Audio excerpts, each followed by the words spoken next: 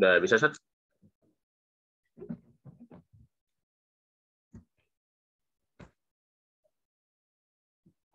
Oke, udah bisa.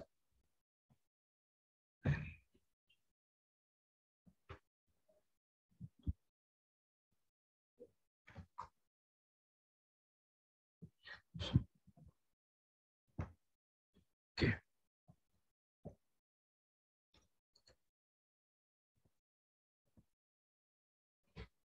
Kelihatan ya. Nah, ini pertemuan ke-6 ya harusnya.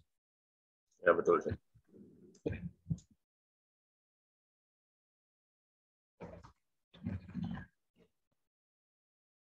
Tanggal 28.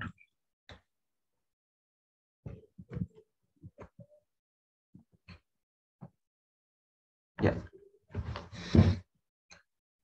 Di mana Imam Ibn Abilis mengatakan bahwa suatu sawi itu maqarqarah wal wazmu fi tsalitsatil mushtahirah fi Ghatafan wa Bani Sulaiman wa Ummu Kulthum ibnatul Karim zawwaja Uthman biha wa khassa thumma tazawwaja an-nabiy Hafsa wa Zainaban thumma ghaza ila Uhud fi syahri Syawal wa Hamra ila Asad. Oke. Perang berikutnya setelah terakhir kita bahas perang Badar ya adalah perang As-Sawiq, Ghazwatus Sawiq ya.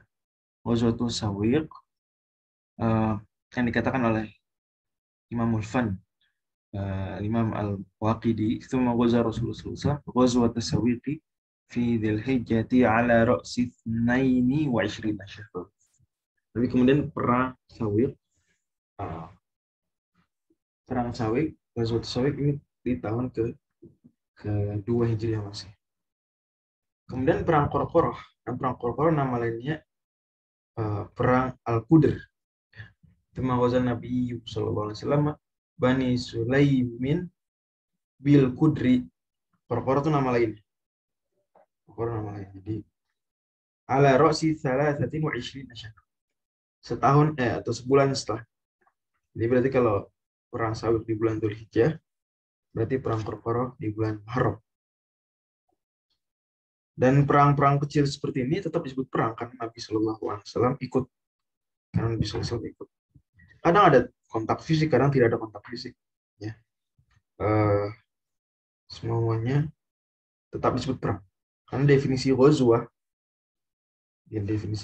adalah ketika Nabi SAW ikut serta perang. Ghazwatus Sawiq sendiri itu adalah ketika Abu Sufyan, salah satu tokoh Quraisy waktu itu, karena Abu Jahal sudah meninggal ya, maka tokoh berikutnya Abu Sufyan. Seperti diketuakan di Mekah. Walaupun ingat, penting dipahami konsepnya. Orang Quraisy itu tidak punya pemimpin tunggal. Orang Quraisy tidak punya pemimpin tunggal. Dan ini termasuk sunnah jahili, termasuk kebiasaan jahili. Punya pemimpin tunggal. Ya, jadi kalau dalam Islam jangankan suatu kota, jangankan suatu bangsa. Orang pergi safar bertiga saja mesti nunjuk pemimpin. Sebagaimana hadis. Nah, Bukhari. Maka kitab Al-Masail Al-Jahiliyah Syekh Muhammad bin Abdul Wahab menyebutkan di antara ciri khas perilaku jahiliyah adalah tidak punya pemimpin. Sebentar.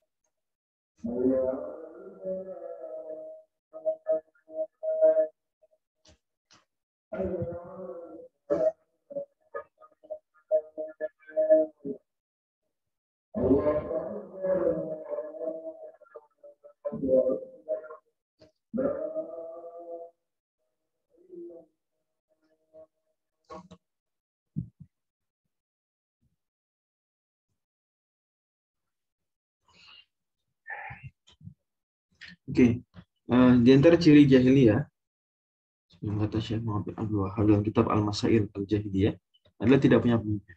Tapi menariknya, jadi mereka punya pemimpin per kabilah, tapi tidak punya pemimpin satu Quraisy.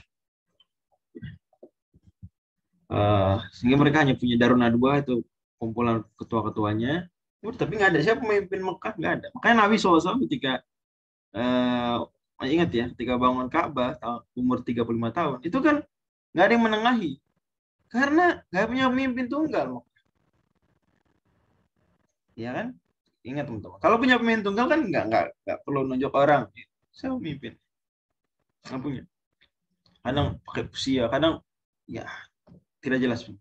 Tapi sepeninggal pasca perang Badar, mereka akhirnya seperti punya pemimpin. Itu Abu Sufyan, sosok Abu Sufyan radhiyallahu anhu. Saat ini belum Muslim. Nah, Abu Sufyan itu dia berjanji tidak akan cukur rambut sampai membalas Nabi Muhammad SAW. eh, atau lebih tepatnya bukan cukur rambut, mandi, bahkan mandi, karena kata beliau Allah yang masarok saubimain, mandi. Cukur rambut mah siapa?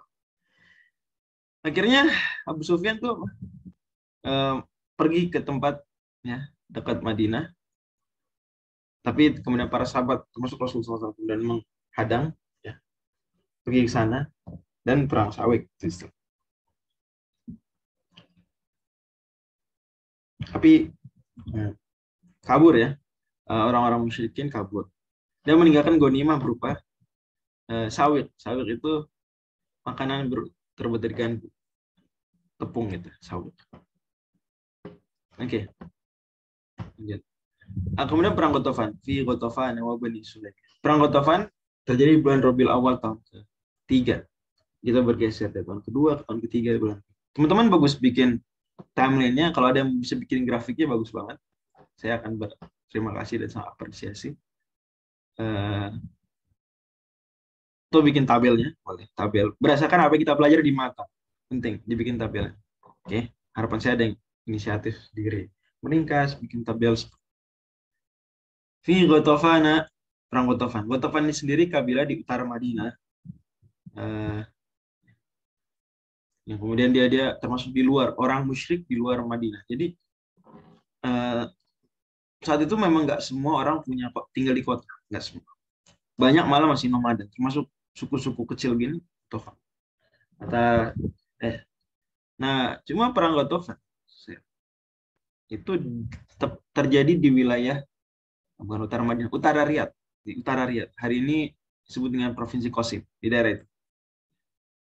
Itu perang Ghatafan. Kata Ibu kata Al-Waqidi, "Tsumma ghazwatu Ghatafana ila Najdin wa hiya dhi fi Rabiul Awwali ala ra'si Quraisy."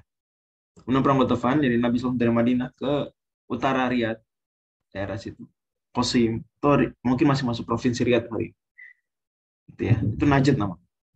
Ini Najd hari ini disebut dengan Riyadh dan Qasim. Pakai surat Al-Qasim. Al-Qasim dan Riyadh itu Najd. Itu Arab Saudi bagian agak tengah. Kalau Arab Saudi bagian kiri, bagian barat disebutnya. Nah, Arab Saudi barat disebutnya apa? Hijaz. Hijaz. Ini istilah-istilah sirah klasik ya. Arab Saudi bagian barat disebut Hijaz. Kota terpentingnya Mekah, Madinah, ya. Kemudian Jeddah, Taif, itu Hijaz. Kemudian ada Arab Saudi bagian tengah, yaitu disebut Najd, Riyadh dan Qasim. Kemudian wilayah timur, ya. Kadang ada yang disebut Bahrain, seringnya disebut Bahrain. Oke. Atau Ahsa. Hari ini disebut Provinsi Syarqi ya, Provinsi Asy-Syarqi. Ya, sudah ada 13 provinsi. 13. Oke. Perang Ghatafan, Nabi SAW pergi ke sana, ya, terjadi perang Ghatafan, dan pulang kembali. Dan lumayan jauh perang Ghatafan, karena terjadi jauh di Najd. Kalau naik bis saja itu 9 jam. Kalau naik bis dari Makkah Madinah ke Riyadh atau Qasim, 9 jam bisa 12 jam.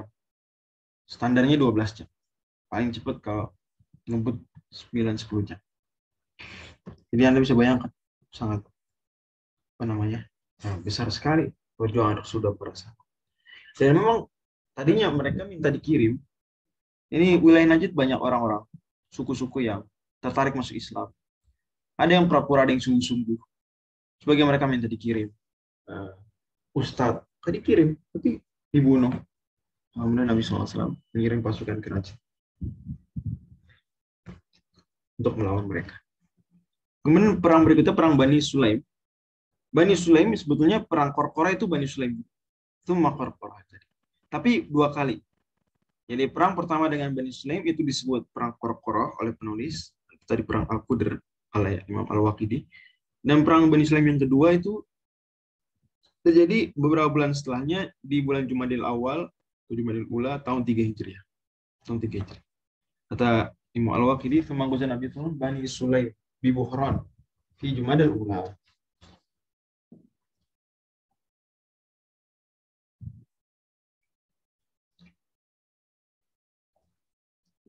Dan perang ini tidak jauh karena terjadi di utara Madinah. Jadi Nabi perang kadang ke arah Najd, kadang ke arah utara Madinah. Kalau ke selatan ya tentu langsung ke Mekah. Cukup jarang perang ke situ. Kecuali kalau berhadapan dengan suku-suku yang pro Quraisy. Ini suku-suku yang kadang tidak jelas sikapnya terhadap Quraisy, tapi pastinya memusuhi Islam sama-sama. Nanti lama-lama suku-suku kecil ini akan berkoalisi.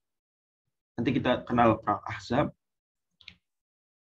Atau nanti mereka akan nggak ikut masuk pasukan koalisi, tapi menunjukkan pro. Lama-lama nanti akan terpolarisasi. Ada suku-suku pro Madinah, ada suku-suku pro Mekah. Dan itu kita bisa lihat nanti di perjanjian Hudaybiyah tahun ke-6 Hijriah. Karena di antara klausul perjanjian Hudaybiyah adalah juga mengikat suku-suku sekitar. Mereka pro Mekah apa pro Madinah?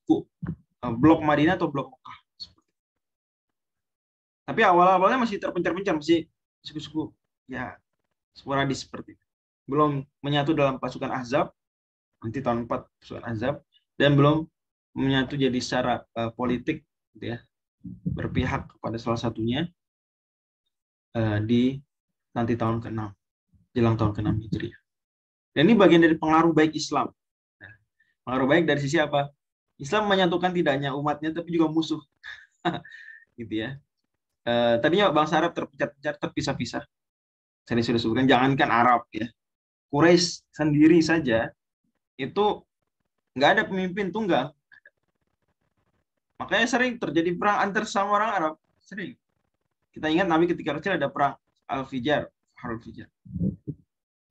Belum lagi perang Quraisy dengan orang-orang di luar Mekah. Bahkan sama Quraisy sendiri tengkar. Tapi ya, di antara hikmah ada Nabi SAW adalah menyatukan mereka meskipun disatukan dalam kejahatan, tapi pada akhirnya menyatukan nanti dan lebih mudah ketika satu bersatu dalam kejahatan, kemudian diislamkan, saya dikalahkan, bergabung pada Islam, dan betullah dengan demikian apa namanya mudah, akhirnya bangsa Arab benar-benar bersatu dan umat di dunia menyatu. Dan memang tauhid, di antara makna tauhid secara bahasa tidak hanya mengesahkan, menunggalkan, tapi juga menyatukan tauhid. Gitu ya. Wallahu a'lam. Ini pelajaran hikmah ya dari banyak perang. Apa sih ada perang kecil-kecil, perang sawit, perang Qorqorah, perang itu ya agar kita paham bahwa demikianlah sunatullah terjadi. Sampai hari ini tadinya negara-negara Barat itu tengkar satu sama lain, ya enggak? Perang dunia 1, perang dunia 2 itu apaan? Kalau bukan perang antar negara Barat ya betul, perang dunia 1 Khilafah Utsmaniyah ikut serta. Tapi diseret sebetulnya sama Jerman ikut serta. Tapi terlepas dari Khilafah Utsmaniyah, negara-negara lain itu negara-negara Barat sendiri. Hari ini mereka bersatu. Sebelumnya bersatu dulu lawan Soviet. Perang dingin, Cold War. Lama-lama kemudian bersatu melawan satu musuh baru yang mereka, musuh baru, musuh lama. Pengulangan dari perang salib. Ya, itu Islam. Walaupun kita tidak begitu setuju dengan perkataan Samuel Huntington ya tentang clash of civilization. Kita nggak setuju perang terbarat dan Islam. Enggak. Nah, pada akhirnya yang perang bukan barat dan Islam. Islam dan selain Islam. Itu pun pada akhirnya Islam, ya mungkin agak panjang bahasannya. Artinya pada akhirnya adalah bahwa tidak betul memblokkan barat lawan Islam. Enggak.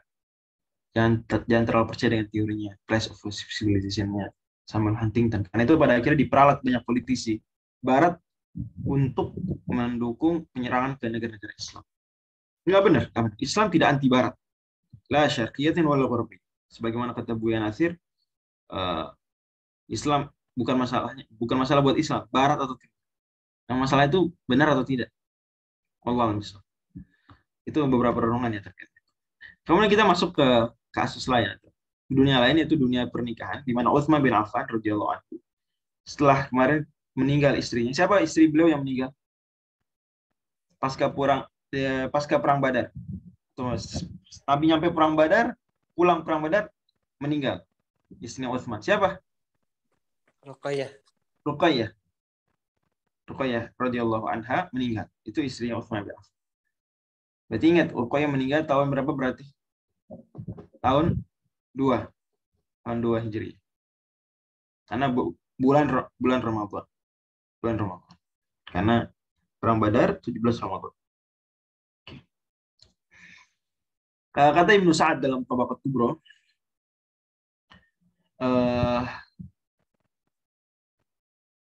sebentar. Oke, dia.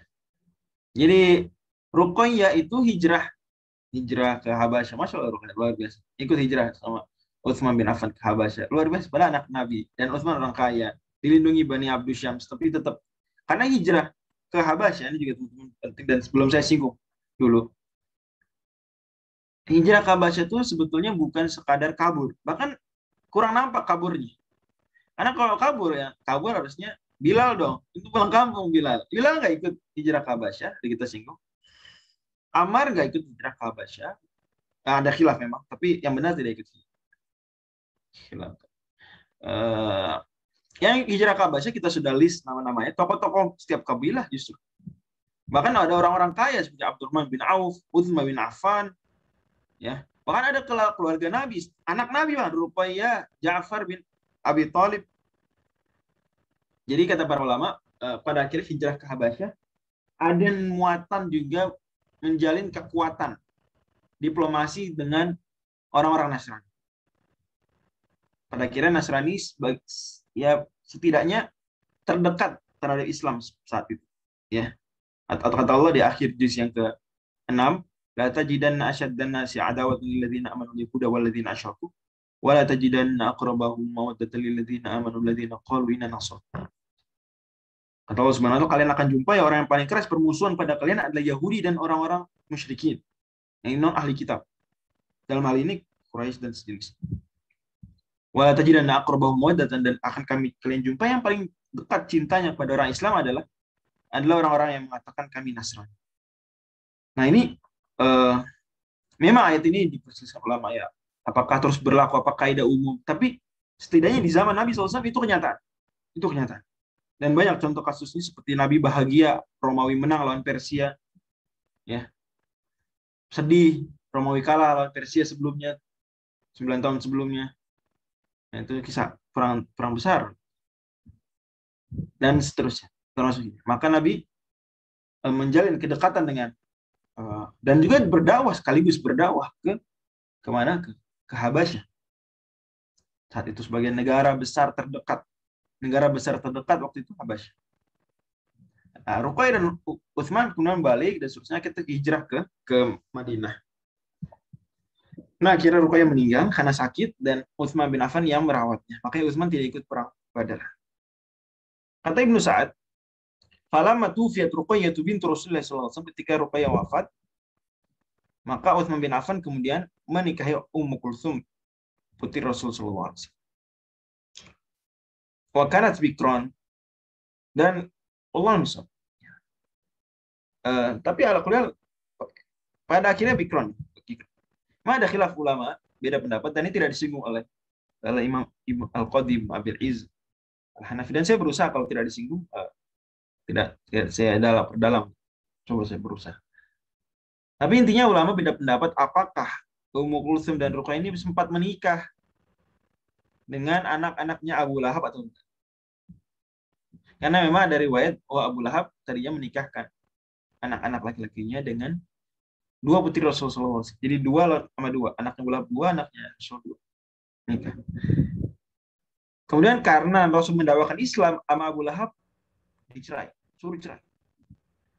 Tapi tetap pada akhirnya mereka kemungkinan besar, andai itu benar terjadi pernikahan tersebut, tapi tetap tidak terjadi tinggal serumah.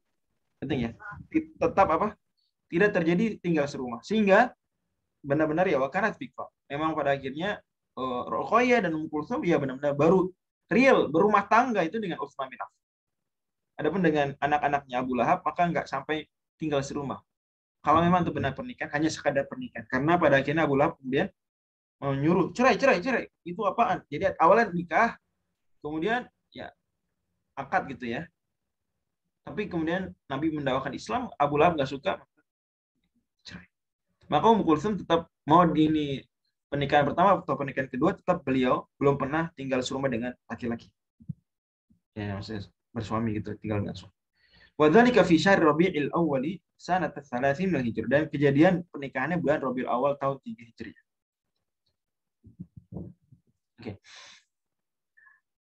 Rabiul Awal. Tapi baru tinggal udkhilat alaihi fi hadhihi sanati fi Jumadal Akhirati. Dengan tinggal baru di serumah di bulan Jumadal Akhir, berarti kira-kira 1,5 bulan setelah. Dan terus tinggal sampai meninggal Ummu Kulsum. Nanti kita ceritakan meninggalnya. Kalau sudah tiba waktunya. Kemudian dia tidak melahirkan satu anak. Walam talid lahu syai'. Adapun pernikahan Utsman dengan Ruqayyah maka melahirkan Abdullah, ya. Kemudian melahirkan satu anak lagi yang didiskusikan para sejarawan. Nanti insya Allah agak-agak akhir saya akan singgung cucu-cucu Rasul Sallallahu Alaihi Wasallam.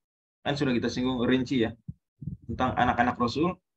Kemudian nanti ada list istri Rasul, kemudian ada list cucu-cucu Rasul Sallallahu Alaihi Wasallam. Nanti insya Allah akan disinggung.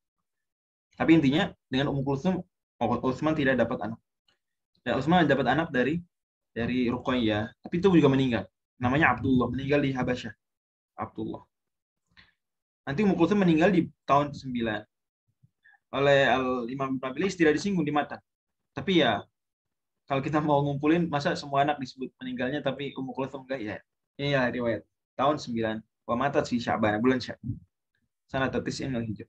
Nah, Rasul SAW kemudian pas meninggal, Ummu Kulsum bilang, "Lau kunna 'ashran la zawwajtukunna Utsman." Andai anak saya ada 10, saya nikahin Utsman atu-atu. Masya Allah, Utsman enak jadi mantunya Rasulullah SAW. Nah, adapun kemudian tazawwajan Nabiyyu Hafsah, kata Al-Imam Ibnu Abil Is, kemudian Nabi menikahi Hafsah. Nikah Hafsah di tahun 3. Nah, tadinya Hafsah itu sudah nikah dengan suami yang muslim juga, namanya Khunais bin Hudzafah. Tapi suaminya meninggal saat perang Badar. Radhiyallahu anhu. Maka di sini disebutkan mata ayyamat, ketika Hafsah jadi menjanda, gitu, suaminya meninggal.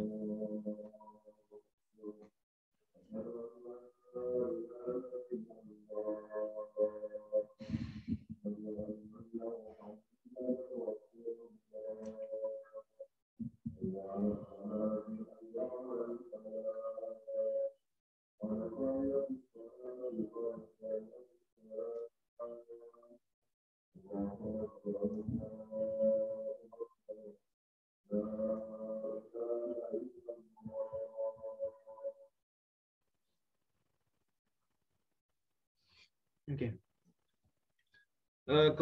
Dikatakan dalam Al-Isti'ab Abdul Bar. Sebenarnya riwayatnya juga disebutkan oleh Ibnu Sa'ad. Tapi saya bawakan versi Ibnu Abdul Bar karena Ibnu Abdul Bar di akhirnya ngomong wa tazawwaja Rasulullah SAW ya inda aktsari fi sanati 3 min al-hijrah. Ibnu Abdul Bar bilang kebanyakan ulama berpendapat Hafsah dinikahi di tahun 3 Hijriah, dan itu yang dipilih oleh Ibnu Abil Iz penulis. Nah, kisah pernikahannya adalah ketika suaminya Hafsah meninggal di perang Badar, maka Umar berusaha mencarikan jodoh untuk Hafsah. Dan memang ini penting teman-teman harus ketahui, di antara tugas ayah, tugas terpenting ayah adalah mencarikan jodoh untuk anak perempuan. Dan itu hari ini itu sebuah kebiasaan yang hilang ya. Kadang diserahkan anak perempuan cari sendiri. Saya tidak pungkiri ya, mungkin ada ya lebih ya mungkin sebagian anak perempuan lebih suka tidak dijodohkan, tapi pada akhirnya ini tugas dibebankan pada ayah di antara kewajiban mencari atau minimal memberikan pertimbangan yang serius. Tapi Kalau kita lihat sejarah-sejarah para ulama, para sahabat, termasuk Rasulullah SAW, mereka mencarikan. Mereka seperti kasus Kulthum, Nabi yang memang tawarkan nikah. Dan lain-lain cerita. Nah, Umar pertama nawarin ke Abu Bakar. Abu Bakar, nikahin ya, nikah dengan Hafsah. Tawarin lah. Ya. Falam yarji ilaihi Abu Bakrin kalimatan. Abu Bakar diem aja nggak ngomong apa-apa. Faqadiba min dzalika Umar. Umar marah. Ini Abu Bakar saya tawarin nikah dengan Hafsah. Diem aja, nggak komentar, nggak respon, nggak bilang iya atau enggak, diem. Umar marah. Tsumma aradaha ala Utsman hina matat Ruqayyah bintu Rasulullah SAW. Kemudian Utsman ketika Ruqayyah wafat, ya dia perang Badar juga kan. Maka Umar tawarkan, Utsman berkata, "Ma uridu an atazawajal yaum." Saya belum mau nikah hari ini. Saya nggak mau nikah. Ya udah. Ini jelas kalau Abu Bakar diem kan, nggak nolak dan juga bilang iya. Utsman bilang, saya nggak mau nikah hari ini. Walaupun juga itu nolak lebih sopan ya, nggak bilang enggak kan gitu. Tapi enggak, ini saya belum mau nikah gitu. Lebih sopan. Tapi setidaknya bilang jelas ya nggak mau nikah saat itu. Al-yawm. Fantal Umar ila Rasulullah SAW, fasyaka ilaihi Utsmana wa kemudian Utsman datang ke Rasul SAW, kemudian mengadukan tentang Utsman. Bilang, aduh Rasul, ini saya nawarin ke Utsman nggak mau. Kenapa ngomong ke Rasul ngaduin Utsman? Kan Utsman kan menantunya Rasul. Utsman menantunya Rasul SAW. Utsman kenapa nggak menikah dengan Hafsah? Kata Rasul SAW, yatazawwaju Hafsata man huwa khairun min Utsman. Wa yatazawwaju Utsmanu man hiya khairun min Hafsata. Kata Rasulullah SAW, nanti Hafsah itu akan dinikahi oleh laki-laki yang lebih baik daripada Utsman. Dan nanti Utsman akan menikahi wanita yang lebih baik daripada Hafsah. Wow. Tsumma khatabaha ila Umar. Kemudian nggak lama Rasulullah SAW kemudian melamar Hafsah. Ya. Sallallahu alaihi wasallam. Habis itu, falak ya Abu Bakrin Umar bin Al-Khattabi. Kemungkinan kalau saya boleh ya tuh kita kebayang ini hari nikah gitu ketemu mungkin Abu Bakar datang kondangan gitu ya, kemudian ketemu Umar atau mungkin momen setelah itu, Allah bisa. Tapi intinya setelah nikah Rasul dengan Hafsah, Abu Bakar nemuin Umar, oke. Kemudian berkata, la tajid alayya fi nafsi, kata Abu Bakar, Umar jangan marah sama saya, fa inna Rasul sallallahu alaihi wasallam kana dzakara Hafsah, karena sebenarnya Rasul sallallahu udah pernah ngobrol ke saya tentang Hafsah. Jadi Allah misalnya. Jadi memang dalam kasus-kasus tertentu boleh. Untuk tujuan kemaslahatan boleh. Seorang laki-laki dia bicara kepada teman laki-lakinya tentang tujuan-tujuan seperti hal ini boleh. Ya, tentu konteksnya kita bisa lihat konteks serius mau nikah, bukan seperti kelakuan banyak anak muda hari ini. Ya, ngobrol akhwat dengan sama laki-laki tapi konteksnya negatif. Ya. Tidak ada tujuan menikah, tidak ada, hanya ya itu buruk ya. Ya betul memang tidak gibah, tapi mungkin bicara hal-hal baik, tapi konteksnya negatif. Tuh. Setidaknya itu bukan budaya yang baik. Ya maka terkenal sekali Sufyan Tsauri mengatakan, janibu majalisana dzikranisa wa ta'am. Jauhkan dari majelis kita penyebutan tentang perempuan dan makanan. Tapi hari ini kadang di grup-grup WhatsApp, naudzubillah min dzalik, sebagian orang mudah sekali mengeluarkan stiker berupa foto perempuan. Itu buruk kalau berjilbab, lebih buruk lagi kalau buka aurat stikernya atau fotonya. Oke. Intinya adalah bahwa di sini Rasul SAW pernah singgung Hafsah depan Abu Bakar.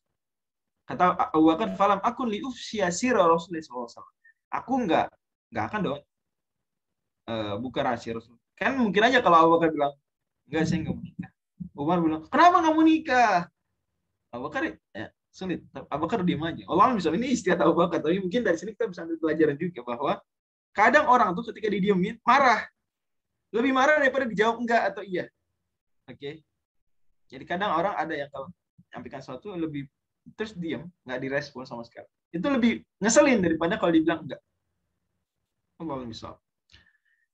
Nah kata Abu Bakar, Walau taruh halat tazawaj tuh. Mas, sebenarnya kalau Nabi nggak mau nikah sama Hafsah tuh nggak jadi tuh. Saya nikahin Hafsah, tenang aja.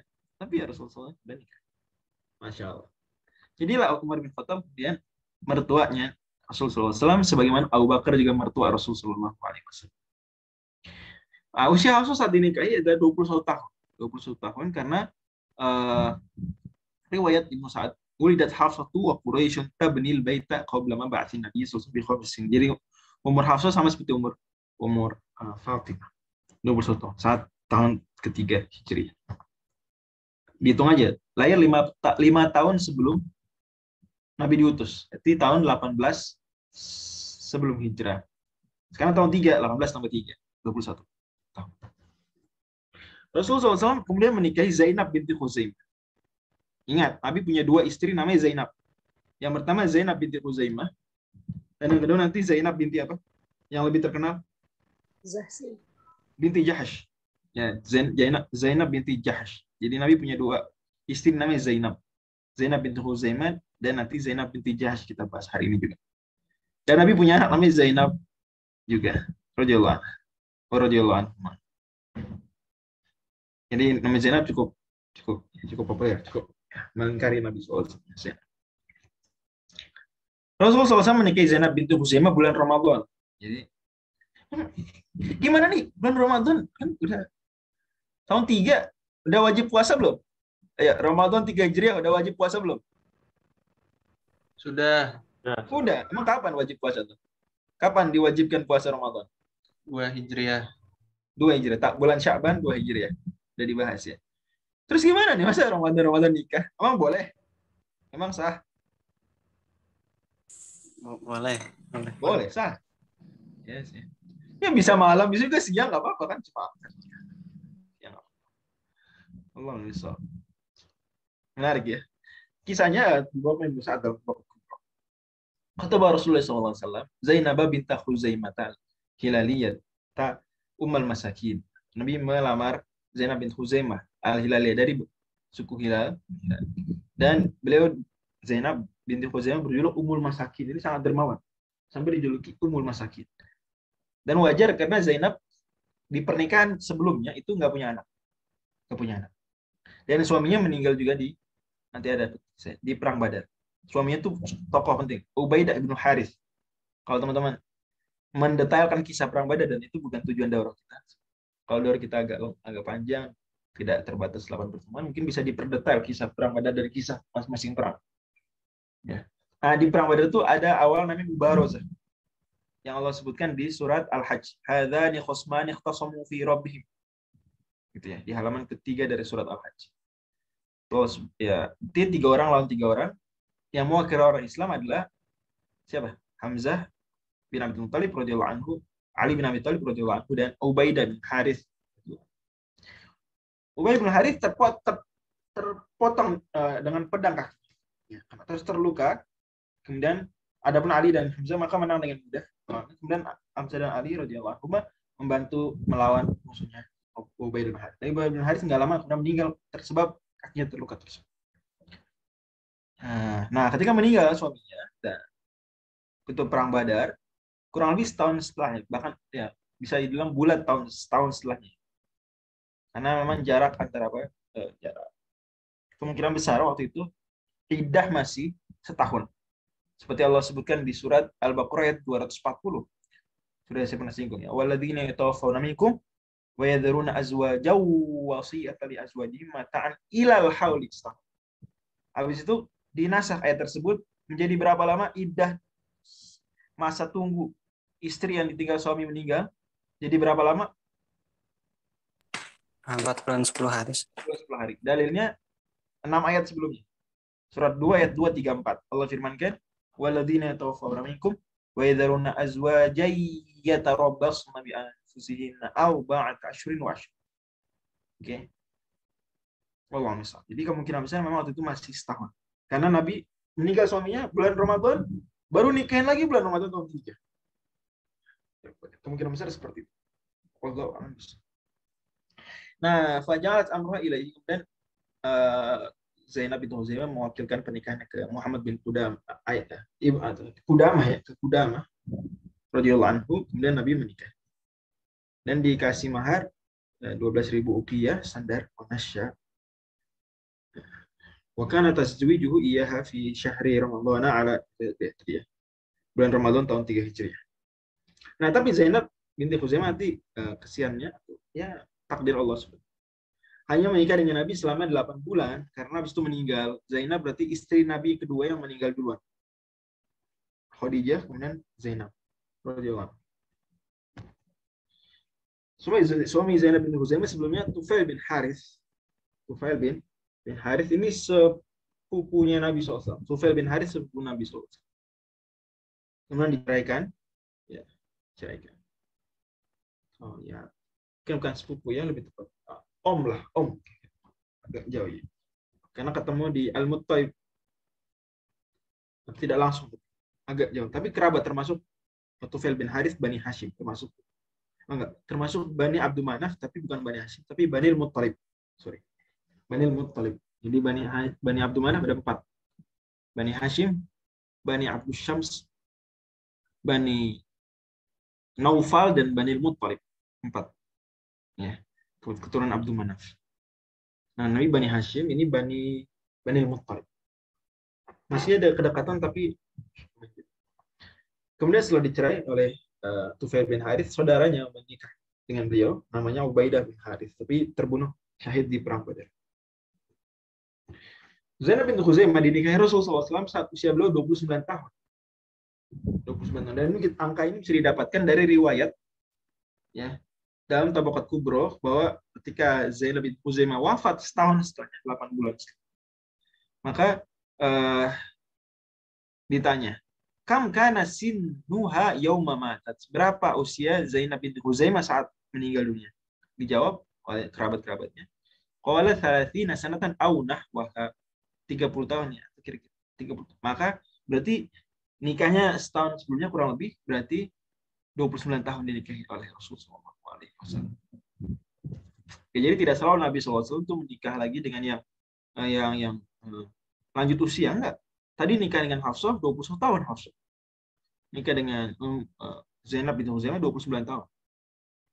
Ya, tapi kesamaan antara Hafsah dan Zainab binti Khuzaimah dua-duanya sama-sama ditinggal pergi suaminya yang wafat syahid di perang Badar. Insyaallah. Tapi nggak selalu tua lansia ya. Nah, kemudian terjadi juga perang Uhud di tahun 3 Hijriah. Salah satu perang penting di situ kaum muslimin sempat hampir menang, hanya saja kemudian para pasukan yang berada di bukit rumah, Jabal Rumah, hari ini kita semua orang-orang yang umrah ketika kembali mesti dikasih satu bukit, ada bukit merah, coklat gitu ya, kemerahan. Dan ini Jabal Rumah artinya pemanah-pemanah, pasukan pemanah. Kita semua tahu ceritanya, Allah kisahkan bahkan cukup lengkap di surat Ali Imran, surah Ali Imran. Nah, itu terjadi di bulan Syawal tahun 3 Hijriah. Kata Imam Al-Waqidi, "Tama uzana bisa Uhudan fi Syawal." Kemudian habis itu perang Hamrul Asad. Hamrul Asad itu perang melawan sisa-sisa pasukan Quraisy juga. Nggak lama, masih di bulan Syawal juga, tahun 3 Hijriah. Dan perang Uhud banyak pelajarannya. Yang pelajaran terpenting adalah pentingnya mentaati Rasulullah SAW. Bahkan dalam hal-hal yang kita sangka itu nggak penting, taat. Perhatikan, para sahabat itu menyangka ketika turun, udahlah kan udah menang perang. Lupa bahwa Nabi itu benar-benar strict. Jangan turun. Sampai aku bilang turun. Mereka turun inisiatif sendiri. Kita hari ini sering seperti itu terhadap hadis-hadis Nabi SAW. Terhadap sunnah dia. Meremehkan. Kemudian perang Uhud juga pelajarannya adalah bahwa orang Islam benar-benar ya berada di atas kebenaran, tidak selalu menang. Jadi nggak benar menjadikan kemenangan dan kekalahan sebagai patokan kebenaran agama. Seperti orang mungkin bilang hari ini, kalau Islam benar, kenapa Islam terbelakang? Kalau Islam benar, kenapa kalah waktu lawan Israel tahun 67? Kalau Islam nggak gitu. Ya, nggak gitu. Kita lihat perang Uhud, memang Allah SWT wa tilkal ayyam, kata Allah, nudawiluha bainan nas. Itulah kemenangan hari-hari kami pergilirkan di antara manusia. Kata Imam Ibnu Abil Izz lagi, wal khamru hurimat yaqinan fasma'an hadza wa fiha wulidas sibtul hasan. Khamr itu kemudian diharamkan di tahun 3 Hijriah setelah perang Uhud. Dan juga selesai kalau untuk penentuan tahun-tahun pensyariatan sesuatu ya, itu jauh lebih percaya pada Imam Nawawi. Karena Imam Nawawi punya perhatian khusus terhadap isu-isu. Beliau di buku fikih, beliau Raudhul Talibin sering, di Majmu' sering singgung. Ini diwajibkan tahun segini, ini diharamkan tahun segini. Masya Allah Imam Nawawi. Nah, khamar diharamkan di tahun 3. Berarti sebelumnya gimana? Sebelumnya tidak diharamkan dan diharamkannya secara bertahap. Ada 4 ayat tentang ini. Yang pertama di surat An-Nahl. Surat An-Nahl surat Makkiyah, Allah firmankan, وَمِنْ ثَمَرَاتِ النَّخِيلِ وَالْأَعْنَابِ تَتَّخِذُونَ مِنْهُ سَكَرًا وَرِزْقًا حَسَنًا إِنَّ فِي ذَلِكَ لَآيَاتٍ لِقَوْمٍ يَعْقِلُونَ. Allah Subhanahu wa taala di وَمِنْ ثَمَرَاتِ النَّخِيلِ لَآيَةً لِقَوْمٍ يَعْقِلُونَ. لَآيَةً لِقَوْمٍ يَعْقِلُونَ. وَمِنْ ثَمَرَاتِ النَّخِيلِ, dan dari buah pohon kurma, وَمِنْ ثَمَرَاتِ النَّخِيلِ وَالْأَعْنَابِ, dan anggur, tattakhiduna minhu sakaron, kalian membuat dengan dua ini, kurma dan anggur, sakaron, minuman mabukan, wa rizqan hasanah, dan rezeki yang baik. Sungguh yang berada demikian itu ada tanda bagi orang yang berakal. Kata para ulama, ayat ini memang menyebutkan minuman mabukan masih konteksnya nikmat, karena surat An-Nahl surat 16 itu nama lainnya surat apa? Ada yang tahu nggak? Apa nama lain surat An-Nahl? Nah, apa nama lain surat An-Nahl? Surat An-Ni'am. Surat apa? Surat An-Ni'am. Oke, saya ingat punya kebiasaan yang tidak saya anggap sunnah. Kebiasaan sendiri. Saya kalau habis dapat nikmat luar biasa, itu saya baca surat An-Nahl. Tapi ini ya selain bersyukur dan sujud syukur dan tapi ya saya baca surat An-Nahl. Ini bukan sunnah ya, tapi maksudnya saya suka. Tujuan yang meroja dan lebih berkesan ketika meroja surat An-Nahl itu langsung ketika dapat nikmat surat An-Ni'am. Soalnya di dalamnya betul banyak ayat tentang nikmat. Kadzalika yutimmu ni'matahu 'alaikum la'allakum tuslimun. Contoh ayat powerful sekali. Kadzalika yutimmu ni'matahu 'alaikum la'allakum tuslimun. Demikian Allah sempurnakan nikmatnya bagi kalian agar kalian tunduk patuh, dan seterusnya banyak. Nah, Allah sebutkan itu di antara list nikmat-nikmat surah An-Nahl. Termasuk sakaron, minuman memabukkan. Jadi memang konteksnya waktu itu masih mubah di Mekah, tidak haram. Ya. Kata Aisyah radhiyallahu anha, kalau awal-awal Islam Nabi udah bilang khamr haram, orang nggak akan tinggal khamr, atau mungkin nggak akan masuk Islam sama sekali bahkan. Jadi itu bentuk tadarruj, bertahap dalam mengingkari kemungkaran dan bertahap dalam pensyariatan. Tapi di ayat itu tetap kata para ulama ada isyarat dua tentang bahwa khamr itu nggak bagus dan suatu hari akan diharamkan. Itu apa? Yang pertama, Allah memisahkan antara rizqan hasanan dan sakaron. Allah bilang sakaron wa rizqan hasanan. Minuman memabukkan dan rezeki yang baik. Pemahaman kita, kalau kita belajar bahasa Arab, al-atfu yaqtadil mughayyar. Hukum asalnya, ya, ketika mengatakan ini dan itu, berarti itu dua hal yang berbeda. Ya, kalau sama ya, ngapain pakai dan? Maksudnya, al-atfu yaqtadil mughayyar. Maka berarti beda antara rezeki yang baik dan khamar. Berarti khamar, minuman bukan rezeki yang hasanah. Oke. Isyarat kedua adalah Allah bilang di akhir ayat, sungguh pada demikian ada tanda bagi orang yang berakal. Kita semua tahu khamar, non muslim pun tahu itu mengganggu akal. Jadi seharusnya orang ya mikir ketika dengar ayat itu. Kemudian ayat kedua tentang khamar adalah surat Al-Baqarah. Al-Baqarah Allah bilang, yas'alunaka 'anil khamri wal maisir qul fihima itsmun kabirun wa manafi'u lin-nasi wa itsmuhuma akbaru min naf'ihim. Yaitu kata Allah, mereka bertanya tentang khamr dan judi, katakanlah di dalamnya ada dosa besar dan manfaat bagi manusia. Wa itsmuhuma akbaru min naf'ihim, dan dosanya itsmuhuma lebih besar daripada manfaat.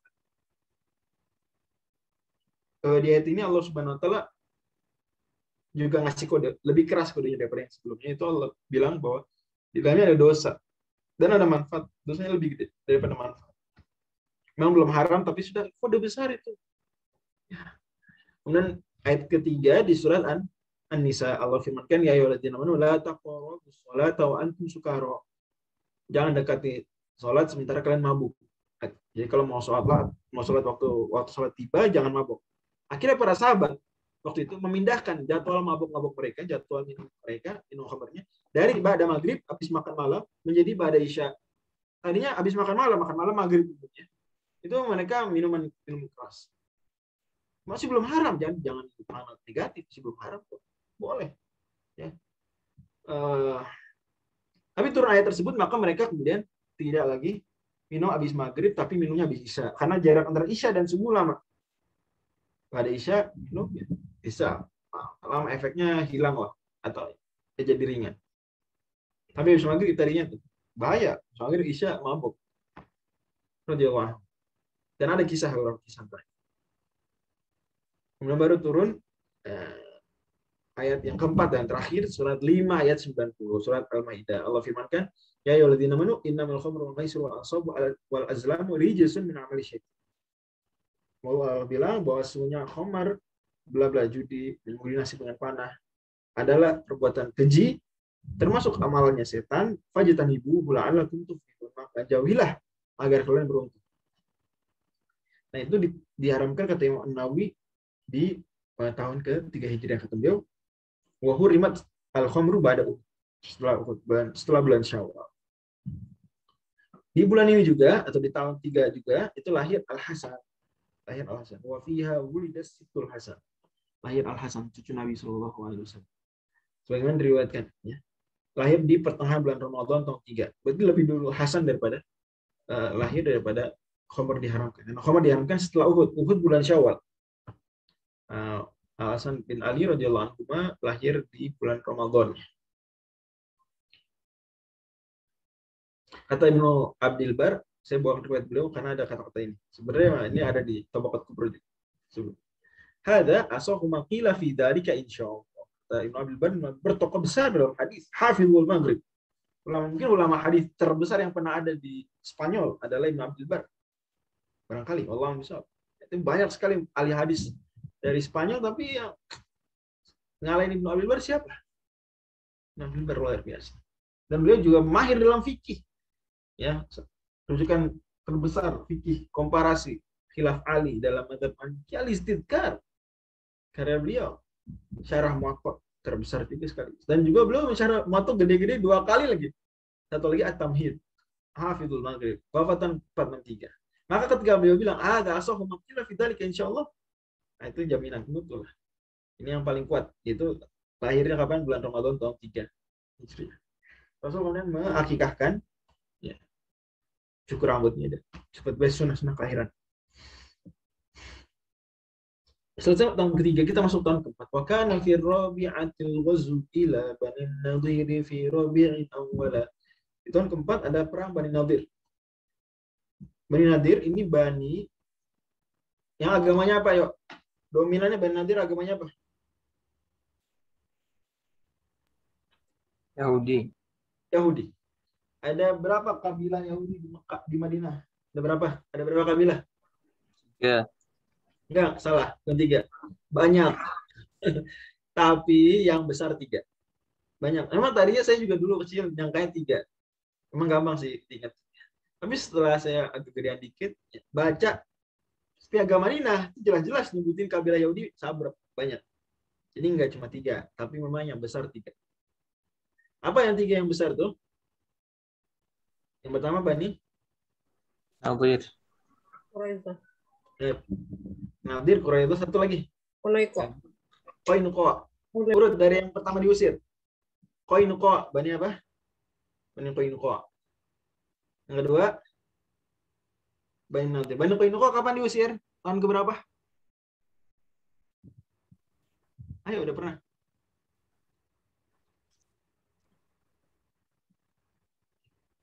Wa Qainuqa unghuzluhum fi isri wa ba'du dhaha yawma idin nahri. Itu apa? Wa Qainuqa unghuzluhum fil isri wa ba'du dhaha yawma idin nahri. Itu kata Imam Ibnu. Tahun kedua Hijriah. Oke, perang Bani Qainuqa tahun 2 Hijriah. Diusir. Perang Bani Nadir tahun berapa? 4 Rabiul Awal tahun. Oke, kalau Bani Qainuqa masih ingat nggak? Apa peristiwa yang benar-benar menjadi sebab ya? Itu ya, setelah itu kejadian. Apa masih ingat nggak? Menjahati akhwat. Ya, ngejat pelecehan terhadap akhwat di pasar Bani Qainuqa. Adapun Bani Nadir, maka peristiwa yang menjadi pengkhianatan mereka tuh udah panjang, cuma yang jadi titik ya pemantik utamanya itu apa? Bani Nadir. Beritahu tahu nggak? Itu Nabi Shallallahu Alaihi Wasallam diundang sama mereka ada suatu keperluan, tapi Nabi lagi duduk, kemudian ada orang dari atas mau menimpakan benda gede, mau membunuh Nabi. Tapi Allah selamatkan Nabi, Allah kasih tahu Nabi pindah tempat. Tapi berhasil dibuktikan oleh Nabi dan para sahabat bahwa memang Bani Nadir mengundang tujuannya ingin membunuh. Dan ini pengkhianatan politik. Ya.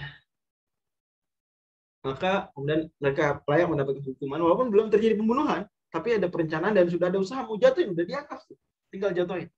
Tapi Nabi keburu kabur. Ya. Maka para sahabat mengepung Bani Nadir di bulan Rabiul Awal dan mereka kemudian menyerah. Sebagian ada yang hijrah ke Khaybar utara. Lanjut, wa ba'du mautu Zainab al-Muqaddamah wa ba'dahu nikahu Ummi Salamah wa binti Jashin thumma badul maw'idi wa ba'daha al-ahzab fasma wa'udi thumma bani Quraidatin wa fihima khulf wa fi dhati riqa'i ulima kayfa salatu khawfi wal qasrumi wa ayatul hijabi wa tayammum qila wa rajmul yahudiyaini wa maulidus sibti ridal Husaini. Oke. Zainab binti Khuzaimah, istri Nabi tadi, istri Nabi keberapa berarti? Zainab binti Khuzaimah istri Nabi yang keberapa?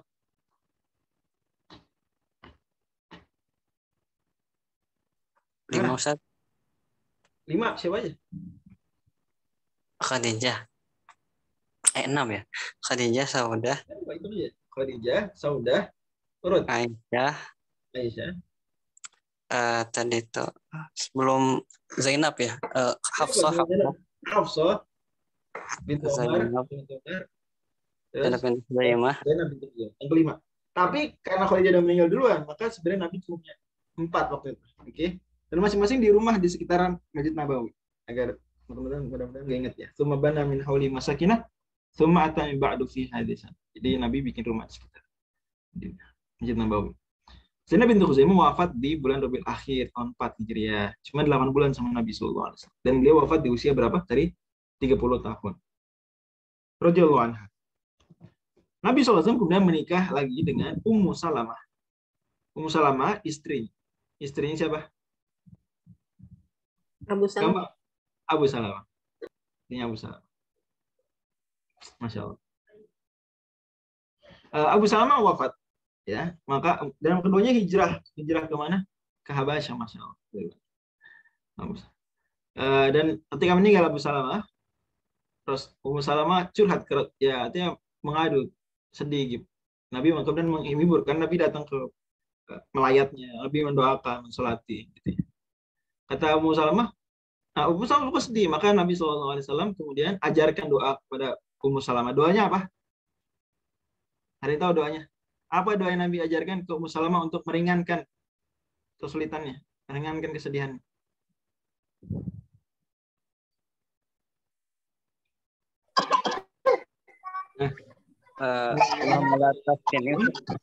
Allahumma jurni fi musibati wa akhlifni khairan.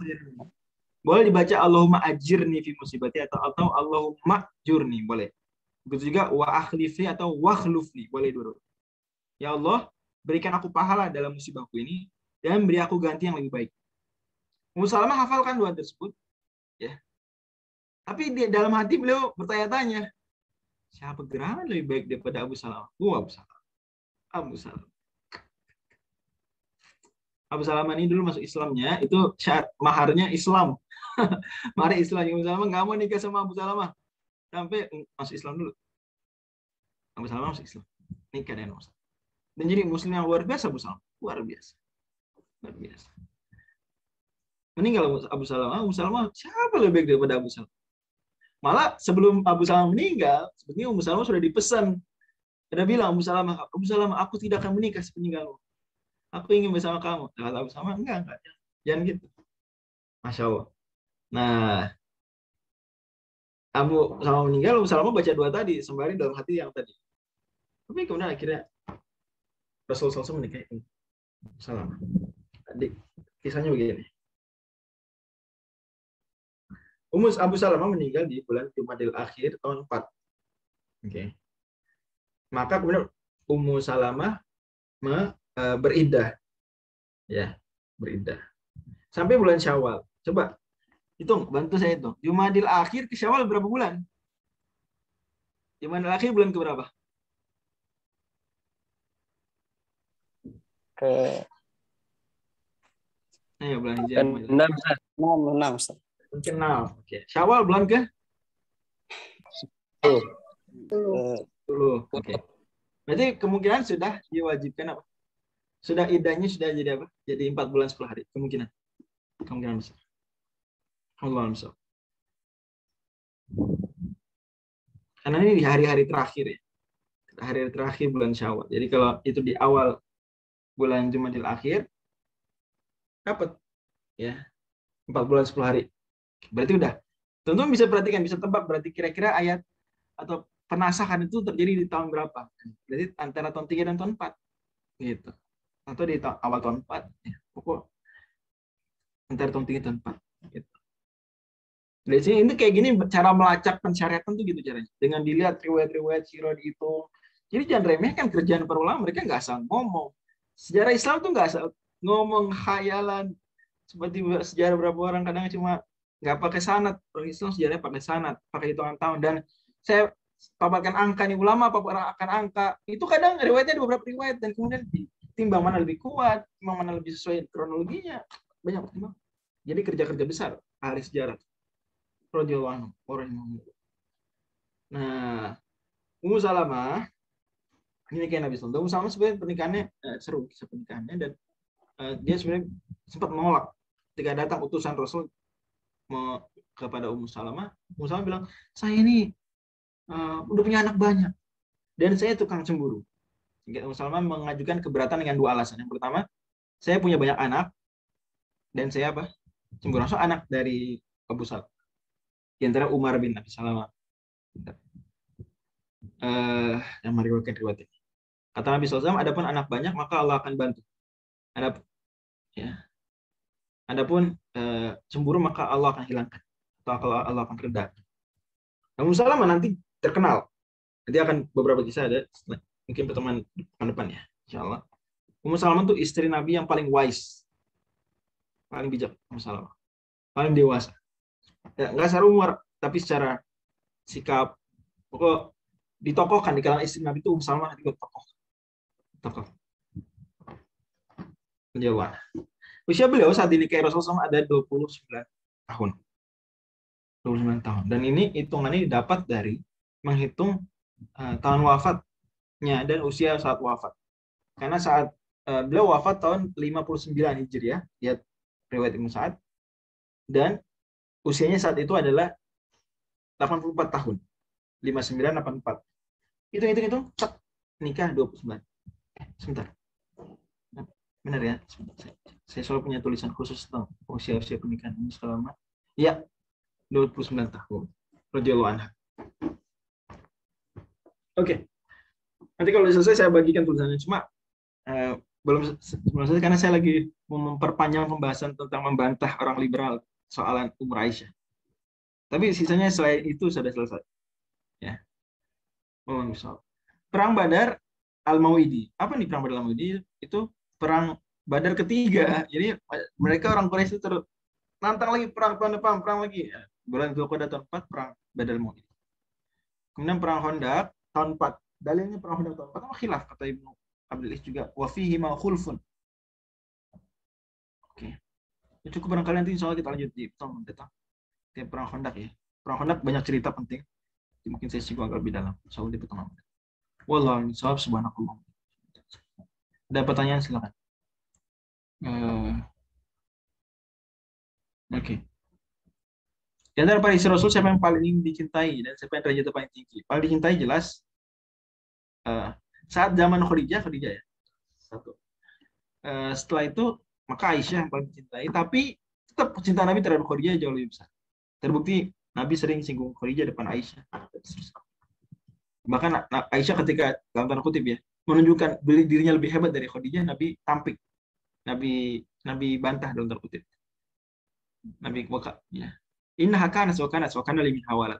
Nabi sebut inna hakanas, dia begini wa kana limin hawalat. Jadi tetap total semua Khadijah. Tapi saat Khadijah wafat setelahnya, di masa-masa Madinah, Aisyah yang paling cintai Nabi. Dan itu disepakatilah. Dan Nabi pernah jawab eksplisit, ditanya, siapa orang yang paling kau cintai? Kata Amr bin As, nanya ke Nabi. Kata Rasulullah, Abu Bakar yang paling kucintai. Kata Amr bin As, terus siapa lagi? Kata Rasul, anaknya Aisyah. Dan juga para sahabat kalau mau ngasih hadiah ke Nabi, ngasih hadiah misalnya datang bawa, kalau kita zaman sekarang ya, datang bawa semur, datang bawa apa lagi misalnya. Kalian masih suka nggak sih bagi-bagi makanan ke tetangga atau tetangga ngasih makan ke kalian? Masih nggak sih? Masih ada budaya gitu nggak di kota-kota kalian? Udah nggak ada? Hah? Masih, Ustaz. Masih ya. Nah, sahabat-sahabat kalau mau ngasih ke Nabi, ngasih bahasa kasih makanan, ngasih apa? Itu cari hari Aisyah. Cari hari Aisyah. Jadi kapan Nabi di Aisyah? Kan Nabi kan sehari di rumah. Yang kan rumahnya banyak tuh. Sekitar Masjid Nabawi. Nabi ganti-ganti, geser-geser aja. Hari ini malam ini di rumah Aisyah, malam besok di rumah Aisyah, Hafsah, sebelumnya di rumah Saudah gitu. Geser-geser aja terus. Sahabat kalau mau ngasih dia cari-cari kapan nih jadwalnya Aisyah. Ngitung mereka, ngitung rumah. Kayak orang giliran gitu. Kak kasih. Karena kenapa kata mereka pahaman mereka ya? Karena Aisyah paling mencintai Nabi dan ngasih kepada Nabi di saat Nabi sama dicintai, Nabi moodnya sedang tinggi. Dan juga Aisyah akan senang, bahagia, dan membahagiakan sosok yang Nabi cintai kan lebih besar pahalanya dan seterusnya. Sampai pada protes istri Nabi.